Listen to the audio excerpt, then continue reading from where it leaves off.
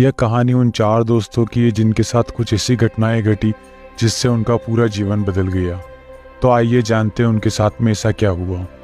दरअसल मुंबई शहर की रहने वाली प्रिया शर्मा अपने दोस्तों के साथ रवि, साहिल और विजय के साथ शिमला जाने का प्लान बनाया। वो सब शिमला जाने के लिए बस में बैठ गए और कुछ देर बाद प्रिया सो गई।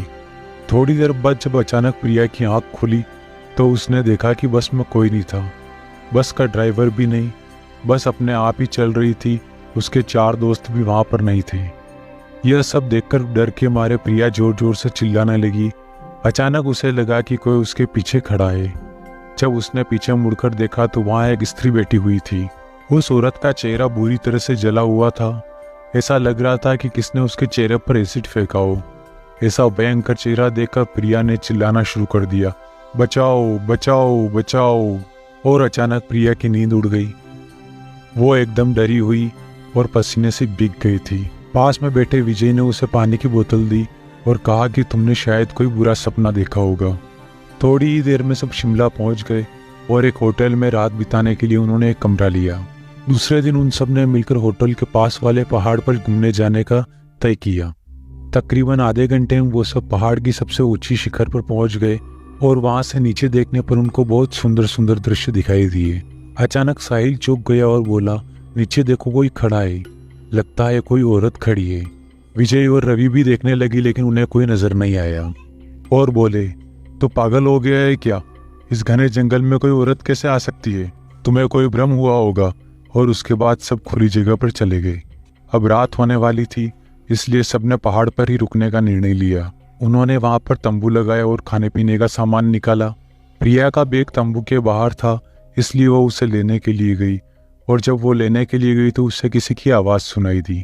अब जहां से आवाज आ रही थी उस साइड में प्रिया के देखने पर उसके दिखाई दिया कि कोई 3 इंसान वहां से आ रहे थे।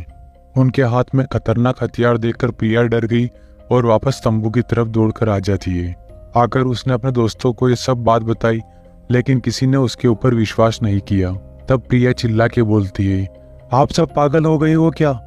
कोई भी मेरी बात पर भरोसा नहीं कर रहा है। चलो बाहर चलो, मैं तुम्हें बताती हूँ। वो बाहर थोड़ी दूर जाकर देखते हैं तो उन सबको नजर आता है कि कोई 3 लोग उनकी तरफ बढ़ रहे हैं।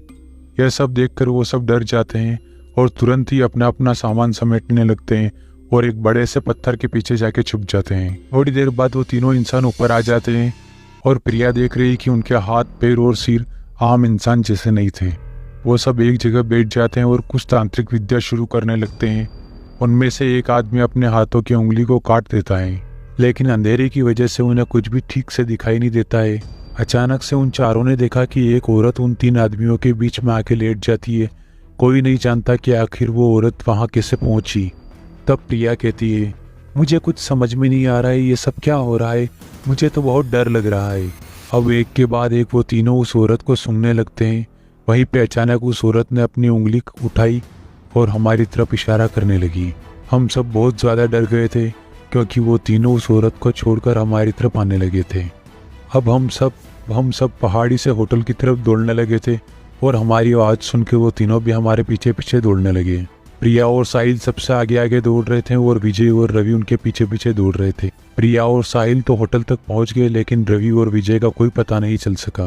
अब होटल में जाने के बाद में होटल वालों से उन लोगों के बारे में सब बातें बताई हमने। तो होटल वालों ने कहा कि उस पहाड़ पर कोई नहीं जाता, वो पहाड़ श्रापित है। जो भी वहाँ जाता है वो कभी वापस नहीं आता। आपकी किस्मत अच्छी है कि आप जिंदा बचकर आ गए। ये बात सुनकर प्रिया और साहिल बहुत ज़्यादा डर गए। प्रिया और साहिल तो जिंदा बच के आ चुके थे, लेकिन उनके दोस्त रवि और विजय कभी वापस लौट के नहीं आए। उन्होंने उनको ढूंढने की बहुत कोशिश की, पुलिस में कंप्लेन भी कराई, लेकिन कुछ फ़ायदा नहीं हुआ दोस्तों। ये एक रियल स्टोरी है दोस्तों। आज के लिए इतना ही। हमारे साथ बने रहिए। वीडियो को लाइक और शेयर करें और चैनल को सब्सक्राइब करें।